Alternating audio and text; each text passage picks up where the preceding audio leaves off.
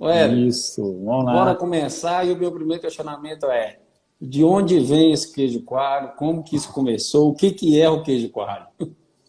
Pois é, esses queijo coalho aí é um queijo que difundiu, né? De uma hora para outra, todo mundo quer produzir queijo coalho, né? E não é à toa, é um queijo que caiu no gosto mesmo do brasileiro de maneira geral, mas ele tem origem nordestina. É lá do Nordeste que veio esse querido queijo coalho, né? Lá no Nordeste é muito tradicional, né? E quem não conhece praias no Nordeste, né? Todo mundo almeja visitar lá as praias no Nordeste e acaba esbarrando lá com o queijo coalho, que é muito comum na região. Isso acabou fazendo com que esse queijo fosse difundido aí pelo Brasil inteiro, né? Foram tragos aí aqui para Minas Gerais, para todo o sul, e o pessoal começou a produzir, gostou e caiu no gosto do pessoal, né? Hoje a gente são raras as indústrias que não tem o queijo coalho lá no seu portfólio de produtos, né? Então ele realmente caiu no gosto do pessoal. É isso aí. Aqui em Minas Gerais é mais usado na forma de espeto, né? Para Sim, churrasco, sim, mas aí no Nordeste o queijo é usado em pratos tradicionais, né? Então, ou seja, na culinária, sim. é vendido com barra também para café da manhã, então o pessoal consome Isso. bastante. Essa é a principal diferença, né, entre o que a gente vê de consumo desse tipo de produto lá no Nordeste e aqui para o nosso lado, né, onde o produto teve uma diferença um pouco significativa, né, de consumo, de forma de consumo. Mas lá é muito consumido ali na mesa mesmo. O nordestino ele está acostumado com esse queijo lá para o café. É isso aí. Então, bora lá para o lado da produção. Eu queria te perguntar o Bora seguinte: lá. o que que define um bom queijo coalho? A primeira coisa que a gente precisa pensar para fazer esse um queijo coalho, qual é a característica mais importante do queijo coalho hoje aqui, né, na nossa região, seria o queijo não derreter. O queijo coalho não pode derreter quando aquecido, que seja em brasa, que seja em forno, ele não pode derreter. Essa é a principal característica que a gente tem hoje para o queijo coalho que é produzido tradicionalmente aqui nas nossas regiões. Inclusive no Nordeste também, né? É um queijo que não deve derreter. E isso é com certeza a característica mais importante e a que traz mais dificuldade para o pessoal. É muito comum, né, a gente comprar aí o queijo coalho, querer colocar ele para assar e o queijo derreter todo. Ô, Éder, e se tratando de rendimento, quais são as principais interferências nesse produto? Em termos de rendimento, a gente, a gente sempre destaca, né, qualidade de leite. Essa sempre vai ser destaque em tudo que a gente falar de produtos de derivados do leite, porque um leite de boa qualidade a gente consegue produzir um queijo de boa qualidade, né? Mas um leite de qualidade duvidosa, infelizmente, não tem queijo que você consiga fazer que tenha qualidade. Então, esse é um fator primordial, né, tanto para qualidade quanto para rendimento, né? E dentro da questão rendimento, a gente tem outras variáveis, né, presentes no processo de fabricação, que vão definir se esse queijo vai ou não ser ajustado ali, vai ter um rendimento adequado, um rendimento legal, vai depender muito disso também, né? E dentro dessas variáveis lá do processo, a gente tem desde o uso de ingredientes adequados até a execução adequada das etapas de processo, que vão interferir diretamente nesse resultado que a gente tem aí de rendimento desse queijo. Ué, lá do princípio, vamos do princípio eu Vamos falo do lá. processo, pasteurização. Qual é a pasteurização ideal? E junto à pasteurização, qual seria a gordura ideal, né? O queijo, o leite deve ser padronizado para queijo coalho. E qual, se sim, Uhum. qual seria o percentual de gordura? Bom, bom, o que acontece? Pasteurização é fator que não deve ser ignorado, né? Inclusive, o RTQ, o Regulamento Técnico de Identidade e Qualidade do Queijo Coalho, deixa claro que esse é um queijo que é produzido a partir de leite pasteurizado, né? A gente tem que deixar isso claro, porque o pessoal acha que dá para fazer de leite esse tipo cru. de queijo de leite cru. Né? É muito comum a gente ter esse questionamento. É uma certa verdade que no Nordeste tem muita produção de queijo coalho de leite cru, né? Mas é um queijo que desrespeita esse regulamento técnico dele. Infelizmente, não dá para a gente basear nesse tipo de produto que encontra verdadeiramente no mercado, mas infelizmente é um produto que não atende à legislação e vai ter muito problema referente à qualidade. Porque o processo de pasteurização, ele é o que nos garante que a gente vai ter uma redução da carga de micro-organismos patogênicos no leite. Então, se você não executa esse processo de maneira adequada, com certeza vai te trazer problemas. E no caso do queijo coalho, o maior problema é justamente em cima daquela característica que a gente comentou, né, que é a característica do derretimento. Né? Esse número de bactérias patogênicas, né, ele pode se elevar muito a ponto de reduzir muito o pH da massa desse queijo. Consequentemente, ele vai derreter. Né? Sem dúvida, vai ter o derretimento. E isso vai trazer aí muito prejuízo, né? Porque queijo coalho que derrete, com certeza, é devolução. É isso aí. E com relação à gordura e padronização desse produto, é indicado? Isso, é indicado, sabe, Wilson? É outra coisa, né? O pessoal fala assim, mas lá o pessoal faz com leite cru, então eles não padronizam, o queijo deles é bom, então vou fazer assim também. A gente não pode levar em consideração esse tipo de situação. Né? O queijo coalho de boa qualidade, ele deve sim ser padronizado. Por dois motivos. Primeiro, porque existe uma legislação que vai definir o teor de gordura no extrato seco desse queijo, que vai variar de 35% a 60%. Né? É um queijo que varia ali de semigordo a gordo. E depois, que quanto maior o teor de gordura, maior vai ser a facilidade com que esse queijo vai derreter quando aquecido. Então, a gente deve padronizar por esses dois motivos. A gente vai estar atendendo a legislação e vai estar atendendo uma característica importantíssima desse queijo. A gente pode dizer que é a mais importante, a gente já falou isso aqui. É a característica mais importante desse queijo hoje. Então, deve sim ser padronizado para que a gente tenha aí atendimento desses dois aspectos tão importantes aí. E lá, já passando para a parte de produção, tem alguma particularidade do queijo coalho ser feito em queijo mate ou em tanque de fabricação? E o que você pode falar dessas particularidades? O queijo coalho, a gente tem uma facilidade de produzir ele tanto em tanques de fabricação manual quanto em queijo mate, porque ele não tem detalhes tão específicos que vai ser dificultado ou facilitado por um processo ou outro. Né? É um queijo, para te falar, muito simples, né? De processamento muito simples.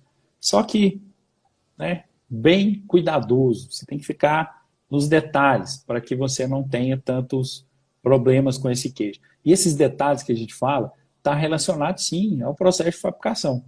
Né? Detalhes do processo de fabricação, como padronização, a gente já falou aqui. Né? A gente ter aí um uso de uma temperatura adequada para cozimento da massa. Isso é muito importante para queijo, né? Para queijo coalho. Inclusive, essa é uma situação que a gente observa que o queijo coalho tem uma variedade muito grande. Até porque a própria legislação permite isso. Né? A legislação fala que ele é um queijo de massa semi-cozida a cozida. O que significa isso? É uma faixa de temperatura que você pode finalizar o processo dele muito grande, muito ampla. Né? Varia ali de 45 até 55 graus. Dentro dessa faixa você poderia fazer esse ajuste no queijo coalho. Só que a gente percebe que em alguns processos o pessoal tenta usar a temperatura muito baixa, o queijo não fica legal. Outros tentam fazer com temperatura muito elevada e não consegue fazer um queijo legal. Então, tem que ter um meio termo aí.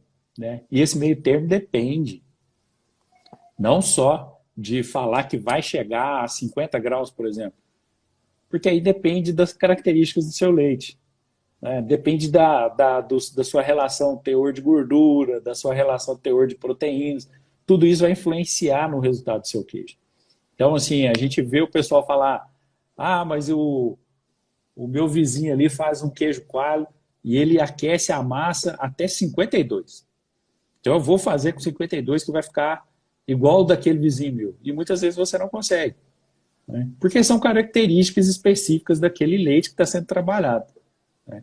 Então a gente precisa se atentar para que o nosso processo de fabricação, ao final do processo de fabricação, a gente tenha as características que a gente deseja, porém vai ser ali com produção própria. Não adianta a gente simplesmente ter um padrão só. Deve ser avaliado, sim, as características ali do leite que está sendo processado, né? É o mais importante, é a gente ter essa percepção de que o nosso processo pode interferir muito nas características do queijo, né? Então tem que tomar cuidado para que a gente tenha resultado aí satisfatório, né? Vamos responder a pergunta da Camila Carneiro aqui. Bora. Depois eu vou voltar um pouco nessa parte de cozimento, mas vamos lá. Boa noite. Qual o teor de gordura do leite ideal para o queijo coalho? Teor de gordura. O ideal, igual eu estou falando com vocês, é bom a gente ter uma margem para que a gente trabalhe dentro dessa margem. Mas normalmente um queijo coalho de boa qualidade, ele tem um teor de gordura variando aí entre 2,9 até 3,2. A gente tem queijos aí que atendam a legislação e que atendam também a nossa necessidade, aquela característica do queijo não derreter. Dentro dessa faixa, né, vai ter empresas que conseguem elaborar um queijo com 2,9, outras não vão conseguir, porque o queijo vai ficar muito seco. Então vai ser necessário aumentar um pouco esse teor de gordura, chegar até 3,2, por exemplo.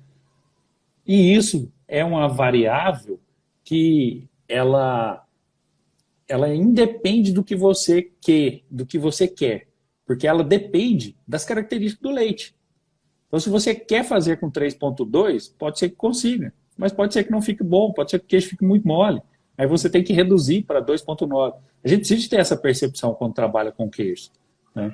Existe uma faixa que com certeza dentro dessa faixa você vai conseguir o seu resultado ideal, mas é realmente executando o processo que você vai atingir esse produto adequado.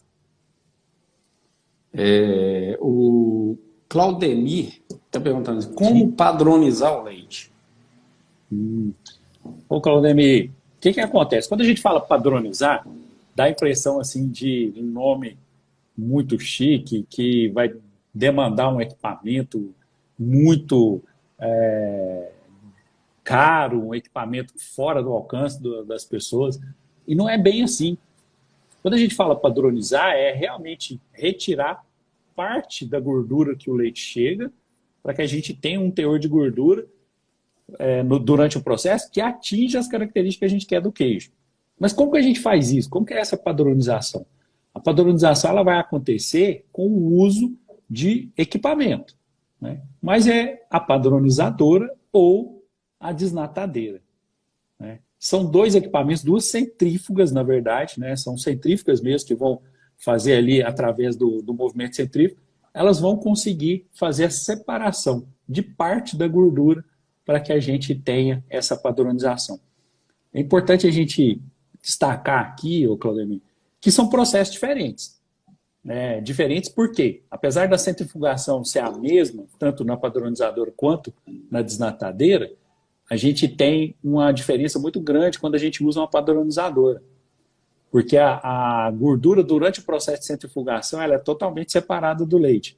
Mas na padronizadora, ela é reincorporada na quantidade desejada. Já na desnatadeira, não tem esse processo de reincorporação. Você desnatou o leite e vai ter obtenção de leite desnatado. Então, quando você utiliza a desnatadeira, normalmente a gente passa parte do leite na desnatadeira e parte do leite integral. E quando você faz a junção dos dois, você chega ali a uma média de gordura ideal que a gente tem. E isso é conseguido através aí de cálculo matemático mesmo, né? Se eu tenho 1.000 litros de leite, o leite está com 3,5% de gordura, eu quero padronizar esses 1.000 litros para 3%. quanto de gordura que eu tenho que tirar.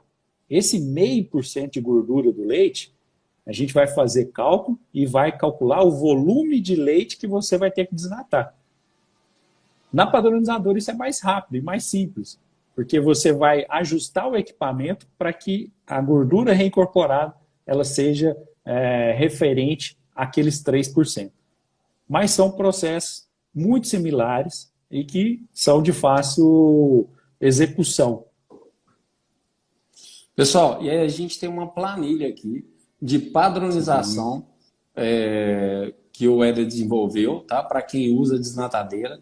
Então, essa planilha, ela já te dá, ela é uma planilha sensacional. Você coloca o volume de leite, lá já tem um volume de leite, com percentual de gordura que você quer atingir, e ele vai te falar quantos quilos de leite você tem que tirar e quantos quilos de leite você tem que desnatar.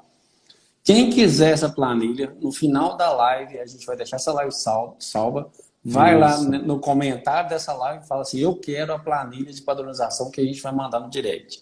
Mas tem que ser no final da live, entrar lá e deixar no comentário. Beleza? Isso aí. E dá um coraçãozinho lá pra gente. É isso aí, é isso aí. O queijo coalho não tem gordura? Um questionamento aqui do Thiago. Não, Thiago, o que acontece? Tem sim, tem gordura sim. O que acontece é que o leite que a gente utiliza para a produção do queijo coalho, ele não é um leite com gordura, teor de gordura integral. Né? A gente recebe o leite ali na plataforma, com gordura variando ali, normalmente acima de 3, eu ia falar variando de 3,5 a 3,7, mas isso varia muito, né? Não dá nem para a gente colocar essa margem, porque no Brasil a gente tem aí leite com padrão de 3,2 e leite com padrão de 4, né? Leite de vaca, né? E algumas vacas, né? Igual a gente já viu aqui em Lagos, o pessoal citando para a gente algumas raças, né, de animais com leite com gordura de até 5. Né? Sim. Isso é normal. Então esse leite, vamos supor aqui um leite com 5% de gordura, chegou até a plataforma, para a gente fazer queijo coalho com 5% de gordura, não dá certo. Não vai sair o queijo com as características que a gente precisa. Aí a gente precisa de retirar parte dessa gordura. De 5%, a gente tira 2% de gordura do leite, deixa ele com 3%. Aí sim, a gente vai conseguir ter um queijo com as características que a gente está falando aqui, que é a principal, não derreter. Né? Essa característica ela é influenciada por gordura, mas também é influenciada por outro fator importantíssimo, né? Que é o abaixamento de pH. Se esse pH atinge valores abaixo de 5,8, com certeza não adianta o queijo estar padronizado com teor de gordura, ele vai derreter. Então a gente precisa de ter esses dois parâmetros andando juntos para que a gente tenha um queijo de boa qualidade. Éder, voltando lá para a parte de cozimento, né? O meu questionamento é o seguinte, qual a forma ideal de cozimento do queijo coalho? Aquecimento direto ou água quente? Na verdade, assim, o ideal mesmo é que esse queijo, a gente tem duas opções. A gente não pode nem dizer que é ideal. Tem situações que é muito interessante fazer uma deslactosagem, que é aquecimento com água, e tem situações que é desnecessário. Você consegue fazer com aquecimento indireto no tanque. Eu tenho clientes que fazem queijo coalho sem fazer a deslactosagem, né? Que seria adição de água. Retirar parte do soro e repor com água quente para aquecimento da massa, né? Para fazer o cozimento da massa. Só que em algumas situações isso não é necessário, né? Quando que a gente vai saber, eu preciso fazer esse processo, eu devo ou não fazer esse processo de deslactosagem? É muito simples a gente identificar se o nosso queijo tem necessidade de fazer esse processo. A primeira coisa é observar o queijo assado. A gente vai assar o queijo e vai observar a formação que a gente vai ter de coloração no queijo, né? Desde que seja um processo de assar sem encostar muito próximo da brasa, a gente vai perceber que se o queijo estiver aparecendo muitos pontos escuros, né? E escuros que eu falo é quase que negro mesmo. né? Esses pontos, eles indicam que a gente precisa de fazer uma delactosagem da massa, né? Então é importante a gente observar um queijo, levar um queijo para assar e observar a formação de cor. A cor ideal é aquela cor que é de uma reação natural de escurecimento do queijo, porém sem ficar com pontos escuros. Ficou com pontos escuros, indica que o nosso processo de cozimento deve ser executado, sim, com água quente. Mas um detalhe, água quente, normalmente a gente não consegue elevar a temperatura do queijo até os níveis que a gente deseja simplesmente com água quente. Então você vai retirar parte do soro, adicionar água quente e finalizar esse aquecimento com injeção direta de vapor, né? Indireto, né? Que na verdade é na camisa do tanque, né? Sim. Ou da queijomate. Mas a gente tem que ficar atento em relação a essa situação, porque tem algumas indústrias que conseguem fazer sem nenhum tipo de processo de delactosagem, simplesmente com injeção indireta de vapor na camisa, e o queijo não escurece, não tem pontos escuros no queijo. Então, são situações, né? Esses pontos escuros, o que são? Né? Isso é muito interessante a gente explicar para o pessoal. Na verdade, é um escurecimento, né? O que faz escurecer são principalmente, né, cristais ali de lactose e de galactose, né? Que são os açúcares que a gente tem ali no leite, e eles têm essa característica de, ao serem aquecidos, eles terem aquela coloração mais escura. E isso é prejudicial, né? Não é o ideal. Traz um sabor um pouco amargo ao queijo, né? Assado, né? O queijo é assado já. Então, isso não é interessante para o nosso processo. O Claudemir está perguntando, ele está perguntando aqui o seguinte: tem uma quantidade específica de sal para 1.000 litros de leite? Provavelmente ele faz adição de sal direto, né? Direto. O que acontece? Assim, ó, primeira coisa, adição de sal, né, o Claudemir, não sei se é o seu caso, depois você pode até falar aí para a gente aí para ficar melhor. Mas adicionar sal ao leite não é recomendado, né? Eu sei que tem pessoas que preferem fazer assim, adicionam sal no próprio leite e depois fazem o processo de coagulação. Isso não é indicado. E por que não é indicado? Em termos de absorção de sal, vai funcionar. Vocês podem ter certeza que vai funcionar. Só que em termos de aproveitamento dos componentes do leite, isso é prejudicial, porque o sal vai começar a dificultar essa absorção, porque ele é um inibidor do desenvolvimento do coagulante. Então você vai ter um resultado, né, uma quantidade em quilos de queijo menor do que quando você faz com o leite sem adição de sal. Então isso é muito importante a gente esclarecer, né? Então, se for leite, sal no leite, não é indicado, né? Agora, tem aquela situação de sal na massa. Ele citou aí agora, que é sal na massa. Ah, sal na massa. Essa situação, Claudemir, como que a gente calcula isso? Você vai calcular baseado no rendimento que você tem hoje, em média, né? Por exemplo, se você tem um rendimento aí de 9,5 litros de leite por quilo de queijo. Você vai pegar esses 1.000 litros que você tem, dividir por esses 9,5. Esse resultado você vai fazer vezes a porcentagem de sal que você deseja. Por exemplo, eu desejo que o meu queijo tenha 1,8% de sal, que é uma média bem razoável aí do queijo coalho, né? É só a gente fazer. Tem como fazer isso? Deixa eu fazer aqui, só para a gente ter uma noção. O que dá para fazer aqui? Tá. Ó, se a gente tem os 1.000 litros, né? Vamos supor que o seu rendimento seja 9,5, você vai dividir pelos 9,5. A gente vai ter em massa 105 quilos de massa. Aí essa quantidade de massa vai fazer vezes 1,8%. Então, você vai ter aqui 1,89 kg. Essa é a quantidade que a gente deveria de fazer o uso. Só que ao final do processo, você não vai ter 1,8% de sal, porque ainda vai restar no tanque uma pequena parcela de soro para você poder fazer a mexedura e distribuir de forma mais homogênea o sal ali na massa. Então, sempre é interessante a gente, se você quer 1,8% no queijo, você deve fazer mais, em torno de 0,3% a 0,2% a mais.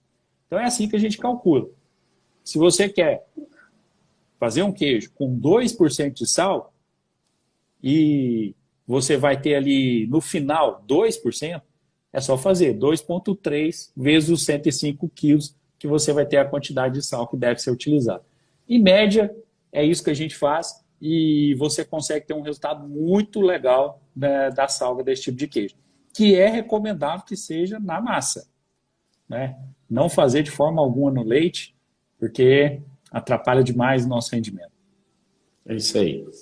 Olha, você falou um pouco de pH e eu queria te perguntar agora sobre fermentação. Esse queijo é interessante o uso de fermento e eu queria que você falasse um pouco também sobre os bioprotetores.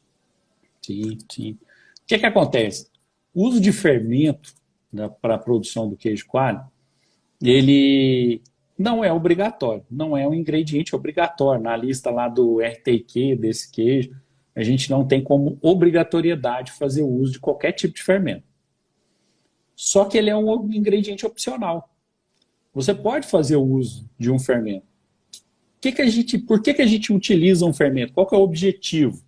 Né? Quando a gente utiliza fermento num queijo coalho, a gente quer proporcionar para o nosso queijo um sabor mais apurado de determinado fermento. Normalmente, para essa situação, a gente utiliza até um fermento mesofílico, né? Mas o que acontece? Existem alguns empecilhos com relação a isso. Porque se o seu fermento, a gente começar a ter uma atividade proteolítica muito grande, né? Ou seja, após o processo de fabricação, o seu fermento ele começar a degradar a proteína, você vai ter o problema de, quando colocar o queijo para assar, o queijo derreter. Então, existe essa possibilidade. Isso é uma possibilidade. Ah, mas o que a gente deve fazer para evitar isso? Né? Normalmente, quem faz produção de queijo coalho com fermento também faz a delactosagem. Né? Por que eles fazem a delactosagem? É por um motivo muito simples. Quando a gente faz a delactosagem, que é adicionar água quente e depois finalizar o processo, a gente faz uma retirada parcial de um nutriente que o próprio fermento utiliza para produzir ácido lático. Então a gente já elimina ali uma parcela desse nutriente, e o que vai evitar que esse queijo chegue a baixar muito o pH a ponto de derreter. Esse ingrediente é a lactose. A lactose é o ingrediente que o próprio fermento utiliza para se desenvolver. Ele se desenvolve, produz aroma, produz textura para o queijo. Mas se a gente não tomar cuidado, isso pode ser excessivo e te trazer, né, um resultado contrário do objetivo. Né? O queijo derreter e você ter muito problema aí com o seu queijo. Então, normalmente, quem faz o uso de fermento faz também a delactosagem. Nessa delactosagem, grande parte ali da lactose ela é retirada do produto e assim a gente tem menos chance do fermento ser tão ativo e proteolizar rapidamente a proteína, fazendo com que o queijo fique mole, né? Derreta ali na hora de assar. Então, pode ser usado, mas é opcional. Né? A maioria dos clientes que a gente tem, que produzem queijo coalho, eles optaram por não usar. Né? Mas conheço muitas empresas que utilizam e que o queijo é maravilhoso também. Né? É só ter cuidado no momento da produção. Quem tem um cuidado a mais, né? É um cuidado a mais, isso aí. Ô Éder, para um pequeno laticínio, como que ele pode padronizar fisicamente, fisicoquimicamente, uma produção de queijo coalho? Bom, essa produção de queijo coalho, igual eu falei, são etapas até relativamente simples, né? Que o queijo vai ter ele processo de coagulação muito simples, na maioria das vezes não vai usar fermento, vai usar o coalho, o coagulante.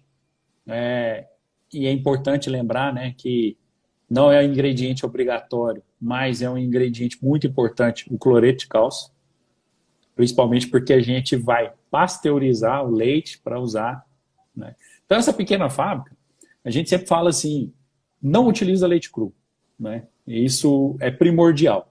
Primeira coisa para você ter um processo padronizado é não usar leite cru. E por que a gente fala isso? Toda vez que você usa leite cru, você não consegue controlar quais serão os desdobramentos, o que vai acontecer lá no queijo. Ah, mas como assim? Eu não consigo saber? Não consegue. O leite que você recebeu hoje pode ter uma carga bacteriana de 100 mil unidades formadoras de colônia por ml, e amanhã ele pode estar com 400 mil. Então, você nunca vai saber disso, porque não tem como fazer, né? Na maioria das vezes as empresas, principalmente empresas de pequeno porte, não vão fazer esse tipo de análise para receber esse leite. Só vão descobrir que ele estava com problema depois que o queijo está pronto e está sendo devolvido. Aí é muito prejuízo, né? Então, toda vez que fizer a pasteurização, por essa importância, é interessante sim fazer o uso de cloreto de cálcio, porque vai tornar aí o queijo, né, uma característica mais adequada. Porque a gente, durante o processo de pasteurização, tem sim essas situações, né, de perder parte do cálcio. Não é nem perder a palavra certa, ele fica indisponível. Ele não consegue fazer ligações. Então a gente repõe com o cloreto de cálcio. E a padronização do processo, ela tem que seguir uma linha em que todos os operadores, né, todas aquelas pessoas que vão produzir, elas sigam a mesma linha de processo de fabricação. Descreva seu processo. Isso é muito interessante, a gente chegar e a empresa ter o processo descrito. Eu aqueço o leite a 35 graus, adiciono o coagulante em tal concentração, diluído em tantas partes de água, agito por tantos minutos, depois eu vou cortar de forma lenta. Então, tudo isso é importantíssimo. Isso é o que a gente fala de padronização, né? E padronização de processo. E a padronização do próprio leite, que é fazer o uso mesmo, quando a gente tem pequenas empresas, fazer o uso de uma desnatadeira, né? Aí o pessoal fala assim, mas desnatadeira deve ser um equipamento muito caro, não dá para pagar, né? Ela é impressionante. Todos aqueles que já falaram isso para nós, né, Wilson? Tiveram assim, essa afirmação, eles tiveram essa afirmação assim, reduzida rapidamente. Por quê? Porque a padronizadora, a desnatadeira, são equipamentos em que você vai obter tantas vantagens quanto melhoria do seu processo, né, padronização do seu processo, e também você vai obter um componente do leite de alto valor. A gente está falando da gordura. Essa gordura excedente aí, ela paga tudo aquilo que você investiu numa desnatadeira ou numa padronizadora. Porque você pode ou transformá-la em manteiga, ou também pode vender esse creme, né? Esse creme de leite, essa matéria gorda. A padronizadora, com esse creme que é excedente, né, que você não vai utilizar na produção do queijo, provavelmente iria ser perdido para a produção do soro, né, no soro. A gente pode obter valores expressivos para pagamento da própria padronizadora, da desnatadeira. Eu tenho um caso particular aqui que eu sempre gosto de citar, que é de um cliente nosso, que ele relutou muito para comprar uma padronizadora. Ele trabalha com queijo, trabalha com leite pasteurizado, e a vida inteira trabalhou com leite integral. E ele comprou essa padronizadora de tanto eu comentar com ele, de tanto eu cobrar dele isso. Então ele trabalhou a vida inteira, ele trabalhou mais de 15 anos sem padronizadora. E quando ele comprou, o que ele falava é o que eu estou agora. É um equipamento muito caro e tal, não vou, para mim acho que não é interessante, o que eu vou ter de creme é muito pouco. Com 10 meses ele pagou a padronizadora. E hoje ele está obtendo lucro. Então, o único arrependimento dele é não ter comprado esse equipamento antes. Então, à primeira vista parece muito caro, mas quando você vai ver o equipamento, ele te dá um retorno muito bom. E uma coisa que o Éder está sempre citando aqui é que a gente tem que aproveitar tudo que o leite oferece, que é o que ele citou aí agora. De um creme você faz manteiga, de um soro você pode fazer um outro produto e por aí vai. Então, para ter um mercado tão acirrado quanto o mercado lácteo, e para ter uma boa competitividade, você tem que aproveitar tudo que o leite oferece. E isso é uma das formas de aproveitar. Sim, sim, sim. Nós temos uma pergunta aqui, Laticínios Andrelândia. Há diferença na produção do queijo destinado à churrasqueira para o barra utilizado geralmente em chapas? Ele faz sanduíche, no caso aqui ele citou sanduíche. Sanduíche. O que acontece? Logicamente existe diferença sim, né? A gente está falando aí de um queijo que a gente quer ir para a churrasqueira, é um queijo mais firme, é um queijo que vai ter menos, um teor de umidade mais baixo, que vai ser mais resistente ao calor. Já o queijo que a gente utiliza lá na chapa, né, que é aquele queijo que o pessoal costuma colocar em sanduíche, já não tem tanta essa necessidade. Muito pelo contrário, ele não pode derreter como uma mussarela, que não é esse o objetivo, né? Mas ele tem que ter uma certa consistência mais macia, né? Infelizmente, quando a gente tem uma fábrica e fala assim, vou atender os dois públicos, você vai ter uma dificuldade tremenda, né? Porque vai ficar difícil de atender os dois públicos ao mesmo tempo. Por mais que você fale assim, não, esse queijo aqui é para chapa, esse queijo aqui é para espeto. É difícil você conseguir ter produções para essas duas utilizações, né? Então, assim, o que a gente sempre fala com o pessoal?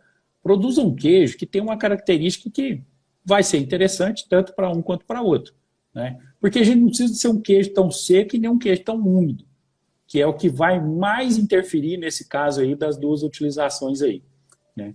Só que, assim, um uso em sanduíche depende muito da região, né? Tem região que o pessoal não usa de forma alguma para sanduíche, né? A maioria do queijo coalho que a gente vê ainda vai para churrasqueira, né? Então, grande parte das empresas hoje produz esse tipo de queijo com destinação churrasqueira. Beleza. Eu tinha um questionamento aqui esses dias, cara, sobre a coloração do queijo. Eu queria que você falasse um pouco o que determina essa coloração. Tem queijos um pouco mais amarelados, queijos mais brancos. E o que seria interessante no queijo coalho? Olha só, a característica, segundo o RTIQ do queijo, é que ele tem uma coloração branco-creme, né? Essa é a definição que está na legislação, branco-creme, né? Ou seja, uma corzinha mais para o lado ali do amarelinho ali. Só que tem muitos clientes que não gostam dessa coloração amarelo muito intenso. E esse amarelo muito intenso, muitas vezes ele não é provocado por uma falha do processo. Muitas vezes ele é provocado porque o próprio leite que a gente adquire, ele já tem uma concentração de um componente que torna essa coloração mais intensa, que é o beta-caroteno. Então, isso varia muito de uma região para outra, né? Tem algumas regiões que o pessoal reclama que o queijo é muito branco, né? É porque tem pouco caroteno ali naquela flora ali que os animais alimentam e, consequentemente, o leite tem baixo nível de caroteno. E, com isso, ele tem uma coloração mais branca, né? É o que acontece, por exemplo, com o leite de búfala. O leite de búfala, visualmente, a gente já percebe que é muito mais branco, né? E ele tem muito mais gordura, né? Que aí o pessoal pensa assim, a cor do leite mais escuro depende porque ele tem muita gordura. E não é bem assim, né? Essa gordura, simplesmente, ela concentra mais caroteno nela, então por isso ela tem uma coloração mais escura. Mas, assim, existe como a gente corrigir essa situação também quando ela é extrema, né? O queijo está ficando muito amarelado e o pessoal não gosta desse queijo de jeito, tem que ficar mais branquinho. A gente pode utilizar um corante, né, que na verdade vai tirar a cor, ele não vai colorir, ele vai tirar a cor, mas ele é classificado como corante, que é a clorofila, né? Esse é um corante permitido pela legislação que pode ser utilizado para deixar o leite com a coloração mais branquinha, né? Lembrando, pessoal, quando a gente fala assim, esses ingredientes, não é simplesmente eu tenho uma produção de queijo coalho, Ah, então fica mais branquinho, então vou usar clorofila no meu queijo. Não é assim, né? Você precisa de ter o seu registro de rótulo já com a definição de que você usa esse corante no seu queijo, né? Isso é importante a gente lembrar, porque a gente já teve situações do pessoal falar, ah, mas você falou que podia usar. Poder pode, você só não tem autorização porque o seu rótulo não permite, né? Isso a gente tem que deixar claro para o pessoal. Isso são ingredientes permitidos pela legislação, mas você só pode utilizar ele se o seu rótulo tiver a descrição de que você usa ele. É isso aí. Ô, Éder, e a questão da prensagem do queijo? Pode ser prensado de maneira manual? Tem que ser prensa pneumática? Fala um pouco para a gente sobre essa prensagem. Bom, o que acontece? Nessa situação de queijo coalho, a gente precisa de uma prensa eficiente. Primeira coisa que a gente precisa de lembrar para o pessoal que prensa para queijo coalho é prensa eficiente. Ah, mas então tem que ser prensa pneumática? Não. Ela é com certeza mais eficiente, mas não quer dizer que não dá para usar uma prensa manual, né? Só que na prensa manual você vai ter que ter uma quantidade de peso, né, suficiente ali, 15 a 20 vezes ao peso do queijo, para que você tenha realmente resultado satisfatório, né? Ao passo que quando você usa uma prensa pneumática, você vai usar ali 35, 45 libras e você vai ter um resultado satisfatório. Então, o problema de prensagem do queijo coalho, ele não está relacionado com o tipo de prensa que eu uso, se é pneumática ou manual, e sim com a eficiência que essa prensa ela tem. Porque essa massa é uma massa mais firme. E ela, para a gente fazer a prensagem dela, precisa de uma pressão um pouco mais elevada. Por isso que a gente tem que ter uma eficiência maior, né? Então, recomendo aí que se for prensa manual, de 15 a 20 vezes o peso do queijo, e na prensa pneumática, de 40 a 45 libras, a gente já tem resultado satisfatório. Lembrando que, em formagem de queijo coalho, deve ser utilizado o dissorador. Prensa, vira o queijo, prensa novamente, retira o dissorador, prensa novamente e depois leva o queijo para a cama. Aí sim a gente tem um resultado muito legal com a fabricação do queijo coalho. Eu acho que então é isso, pessoal. Eu queria chamar todos para curtir as nossas redes sociais. A gente tem bastante conteúdo, já fizemos outras lives sobre queijo coalho. Então, se alguma coisa que a gente ficou pendente aqui de informação, eu tenho certeza que em outra live que a gente fez vai estar lá, porque é um queijo que a gente tem bastante questionamento sobre o assunto, Sim, né? sim. Então, a gente tem bastante coisa lá. Pessoal, a gente tem uma grade de treinamento no site da empresa. Já está disponível lá o nosso primeiro treinamento, que é sobre queijo mussarela, tá? É um dos queijos mais produzidos do Brasil. Quer saber as particularidades de um processo de fabricação de queijo mussarela? Tem um conteúdo lá fantástico, melhora bastante o seu rendimento, né? Principalmente o foco é em melhorar rendimento e qualidade do queijo. Então, assim, entra lá no site da Consular, que está disponível lá. É um curso online e ele fica, como se diz, ele fica disponível para a pessoa assistir o quanto quiser.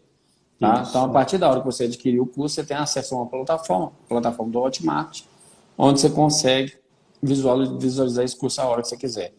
E, em breve, a gente vai ter treinamento sobre queijo coalho, sobre queijo prato, sobre queijo parmesão, análises físico-químicas, microbiológicas e queijo prato, bastante conteúdo vai vir aí. Isso aí. E outras lives virão também. A gente toda semana a gente está fazendo live e trazendo conteúdo aqui. Pessoal, eu falei a respeito da planilha. Quem quiser a planilha, o Éder vai salvar a live aí agora e vai deixar disponível para a gente. Entra lá nos comentários, coloca um coraçãozinho para a gente lá e coloca lá, eu quero a planilha de padronização do leite que a gente vai disponibilizar para vocês, beleza? É isso aí, pessoal. Éder, eu queria te agradecer mais uma vez por participar e doar o seu conhecimento aqui para o pessoal, que sem dúvida ajuda muito e é o nosso intuito. É isso aí. Para a gente é um prazer contribuir com o pessoal, né? A gente sempre está aí com o nosso conteúdo de lives semanais, né? Terça e quinta-feira é dia de live da Consular, que salva aí na agenda aí de vocês. Isso. Semana que vem tem mais.